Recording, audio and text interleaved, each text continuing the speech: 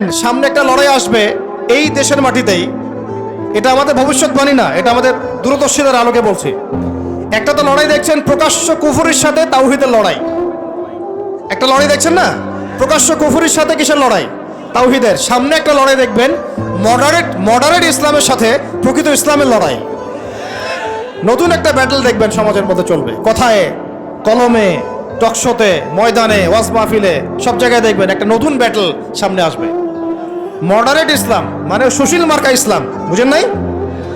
সুশীল মার্কা পশ্চিমা আদলের এক ইসলাম, পশ্চিমাদের সন্তুষ্টি মানে সাধনকারী ইসলাম, এবং যে ইসলামটাকে ওরা প্রমোট করবে, এর সাথে একটা লড়াই দেখা যাবে যারা নবী মুহাম্মদ সাল্লাল্লাহু আলাইহি ওয়াসাল্লাম এবং সাহাবীদের সেই সিরাতের আদলের ইসলাম মানে, এইটার সাথে একটা কনফ্লিক্ট সামনে দেখবেন আপনারা, দেখে নিয়েন ইনশাআল্লাহ। কারণ আমরা খুব গভীরভাবে অবজার্ভ করছি বিষয়গুলো, যে যারা এতদিন পর্যন্ত সুযোগ সন্ধানী ছিলেন তারা এখন মডারেট ইসলামের দীক্ষায় দীক্ষিত হচ্ছেন। এই ইসলাম দিয়ে আল্লাহর জমিনে দিন কায়েম হবে না। ইসলামে আল্লাহর জমিনে দিন কায়েম করতে হলে সাহাবীদের ইসলাম নিয়ে আসতে হবে বাংলার জমিনে।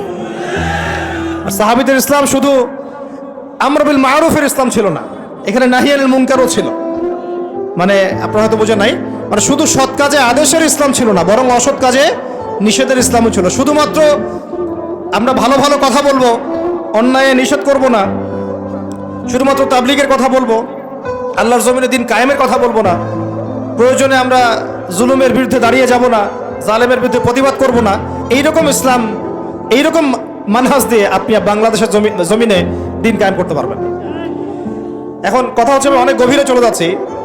যুবক ভাইদেরকে বলছিলাম যে নামাজের সাথে তেলাওয়াত ধরে রাখেন, আজকার ধরে রাখেন, ওলামা একরামের সোহবত ধরে রাখেন, এবং প্রকৃত ইসলাম আর এই Protestant version of Islam, moderate Islam, এর পার্থক্য বোঝার চেষ্টা করবেন। ইসলাম শিখবেন আল্লাহ, তার রাসূল এবং সাহাবীদের কাছ থেকে।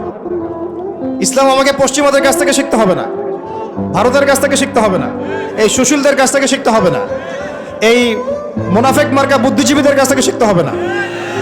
ইসলাম শিখবো কোত্থেকে? সাহাবীদের কাছ থেকে। কাদের কাছ থেকে? এবং সিরাত থেকে আমি দলিল নিব। কোত্থেকে দলিল নিব?